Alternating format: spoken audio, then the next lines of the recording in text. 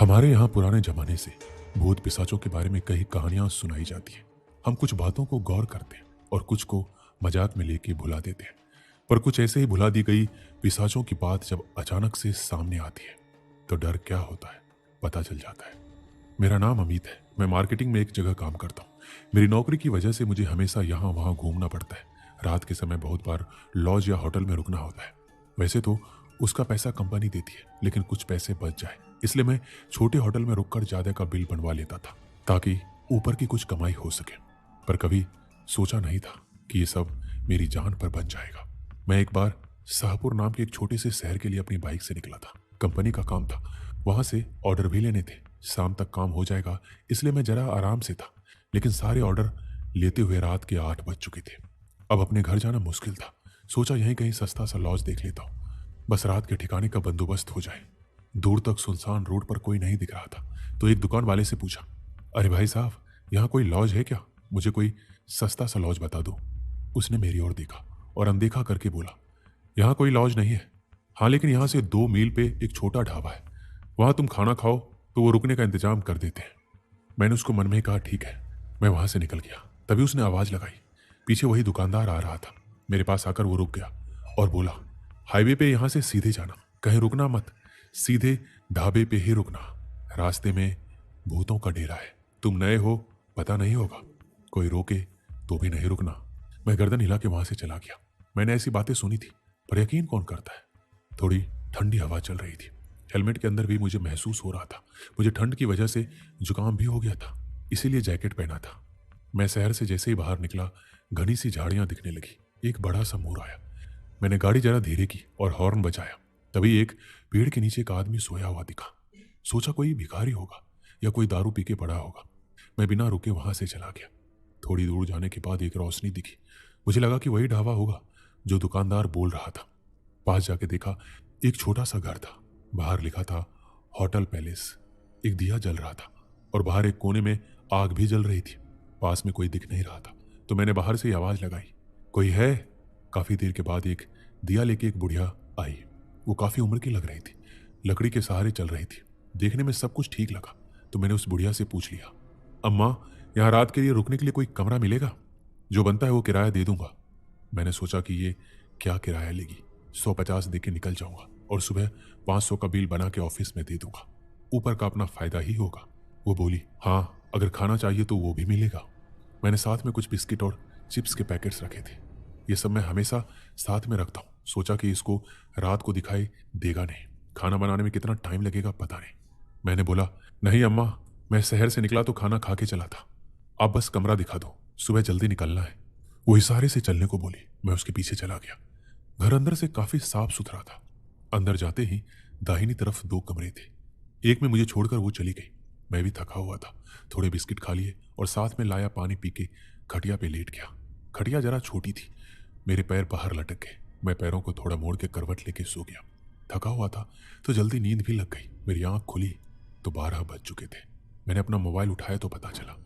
फिर मुझे कुछ कुतरने की आवाज आई। मोबाइल की टॉर्च जलाई तो देखा चूहा था। उसको भगाया और सोने की कोशिश करने लगा। तभी बाहर से रोने की आवाज आई और साथ में कुछ काटने की, तोड़ने की भी। मैं जरा सा चौंक गया। मोबाइल लेके मैं दरवाजे के पास गया। आवाज बाहर से आ रही थी। मैंने धीरे से बाहर झांकने की कोशिश की पर वहां कुछ दिखाई नहीं दिया। सोचा बुढ़िया को आवाज लगाऊं, लेकिन वो इतनी रात में कहां जागने वाली है, यह सोच के चुप रहा। हिम्मत करके धीरे से दरवाजा खोला। डर तो मैं गया ही था। एक तो अंधेरा, ऊपर से वहां बिजली नहीं थी। रात को अचानक ऐसे आवाज आई, डर तो लगता ही है ना। मैंने मोबाइल का टॉर्च ऊपर करके बाहर निकाला। आवाज बाजू के कमरे से आ रही थी। मैंने अंदर झांकने की कोशिश की पर कुछ देख नहीं पाया। मुझे लगा जैसे मेरे जैसा कोई मुसाफिर होगा जो रात के लिए यहाँ रुका होगा। उसकी अपनी बीवी से झगड़ा हुआ होगा क्योंकि रोने की आवाज औरत की थी। पर फिर सोचा एक बार तसल्ली के लिए देख ही लेता हूँ। मैंने दरवाजा खटखटाया। एक झटके से दरवाजा खुल गया। मेरी धड़कनें एकदम से तेज हो गई। अंदर पूरा अंधेरा था। कोने में एक दिया जल रहा था। उसकी रोशनी में वो बुढ़िया बैठी थी। अभी वो बुढ़िया बहुत ही भयानक दिख रही थी। बाल बिखरे हुए, वो मेरी ही तरफ अपने लाल आंखों से देख रही थी। मैंने जैसे मोबाइल का टॉर्च पूरे कमरे में घुमाया, मैं चकरा गया। एक आदमी सफेद कपड़ा पहने हुए था। पूरे कपड़े खून से रंगे हुए थे और वो लकड़ी के लट्ठे पे कुछ काट रहा था। वो जो आवाज आ रही थी काटने की यहीं से थी। वही आदमी था शायद जो मुझे रास्ते पे पड़ा दिखा था। वो किसी औरत को काट रहा था और वही दर्द की वजह से रो रही थी। मेरा दिमाग एकदम से सन्न हो गया, पसीने से तरबतर। मैं भागना चाहता था लेकिन हिल भी नहीं पा रहा था। मैं चक्कर खा के गिर गया, लेकिन नीचे गिरते ही संभाला खुद को। नीचे खून में गिरा था मैं। मेरे गिरते ही मेरे ऊपर चिपचिपे से कीड़े रेंगने लगे। उस बूढ़ी के ऊपर भी कीड़े चढ़े हुए थे। हर तरफ सड़ने की बदबू आ रही थी। बुढ़िया अचानक से खूंखार हो गई। वो चाकू लिए मेरी तरफ बढ़ने लगी। मैं कांप रहा था। वो जैसे ही मेरे करीब आए, मैंने अपनी सारी शक्ति जुटाई और दरवाजे को उसके मुंह पे दे मारा। वो नीचे गिर गई। मैंने पूरी ताकत लगा के खुद को खड़ा किया और भगवान का नाम लेकर ऐसे भागा मानो ओलंपिक की रेस हो। मैं चिल्ला रहा था। बुढ़िया और वो आदमी मेरे पीछे दौड़ रहे थे। मैं रास्ते पे आ चुका था। वैसे ही नंगे पैर जान बचा के भागा। जहां रास्ता दिख रहा था वहीं भाग रहा था। कुछ देर दौड़ने के बाद मैं थक गया। अब और भागना मुश्किल था, वो भी नंगे पैर। मैं रुक के हाफने लगा। थोड़ी दूर पर एक रोशनी दिखी, लेकिन इस बार वो ढाबा था। मैं जान मुट्ठी में लेकर भागा। जैसे ही वहां पहुंचा जोर से चिल्लाने लगा। वहां काम करने वाले लोग उठ के आ गए और मैं बच गया। उन्होंने मुझे पानी पिलाया, तब मेरी जान में जान आई। सारी हकीकत बताने पर एक आदमी बोला, बेटा तेरी तकदीर में जिंदगी लिखी है, इसलिए बच गया तू। ये सालों से चलता आया है।